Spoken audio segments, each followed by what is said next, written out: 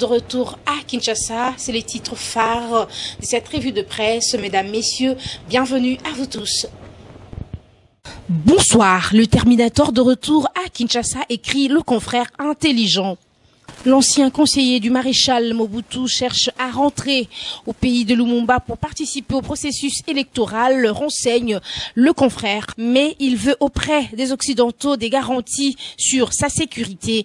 Le processus électoral en République démocratique du Congo, RDC, commence à donner une configuration politique quant aux enjeux et aux personnalités politiques qui sont appelées à jouer le rôle de premier plan sur la scène politique.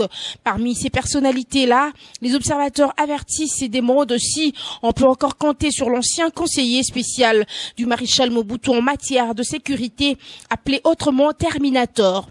En effet, remonte les journaux, depuis un certain temps, l'on observe un mouvement inhabituel de cet ancien conseiller du défunt maréchal du Zaïre dans les couloirs du faucon du régime occidental. Selon les recoupements et autres témoignages en notre possession, Honoré Ngwanda alias Terminator veut mettre fin à son exil des plus des 17 ans et participer au processus électoral qui pointe à l'horizon. Pour ce faire, le Terminator chercherait des garanties que Kabila ne participera pas aux élections d'une part et d'autre part que sa sécurité et de sien sera garantie par le régime sortant. Cette démarche est saluée par bon nombre d'observateurs de la scène politique congolaise car le retour d'un fils du pays est toujours une bonne chose puisqu'il est bon de manger les légumes chez toi que de manger la viande chez les voisins dans une conscience d'inquiétude. Le général Célestin Kanyama replonge les Kinois dans la misère, estime les points saillants plus dans son argumentaire, les journaux écrit à un tortionnaire. Seulement voilà, malgré la lutte contre le banditisme, le général Kanyama est connu des Kinois comme l'homme chargé de réprimer toutes les manifestations de l'opposition. Qu'un mouvement monte ici et là, on le voit surgir et ordonner la répression féroce des jeunes qui ne partagent point les vues du pouvoir. Et depuis 2 mois, il a lancé ses policiers aux trousses des vendeurs ambulants et des petits marchés de la ville pour arracher des produits et les incinérer sans autre forme de procès. Prétestant de l'opération Kin propre, il n'hésite pas à se porter lui-même en première ligne pour traquer même les épouses des policiers qui font les petits commerces pour la survie de leur famille.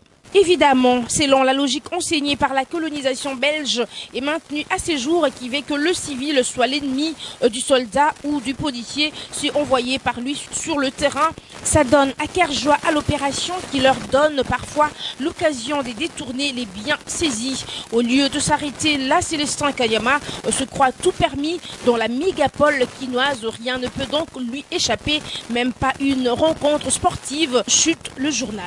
Répondant aux accusations des Nations Unies sur des expulsions massives de RD congolais, Brazzaville, Mont, s'exclame Forum des As.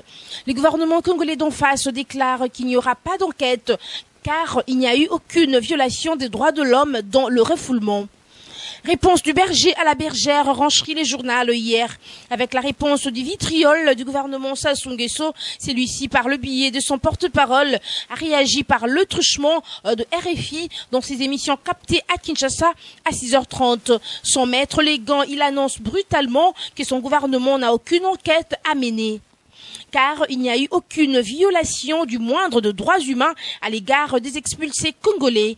Aucune violation. Ensuite, il se répand dans une kyrielle des mensonges, les enchaînant à foison. Les uns aussi grossiers et ridicules que les autres. Il prétend par exemple que les expulsés ont été traités humainement. Humainement, s'exclame le journal. Vraiment, s'exclame de nouveau le journal. Est-on bien sur la planète Terre ou une autre, s'interroge le journal. Les expulsions ont été exécutées conformément aux standards internationaux en la matière.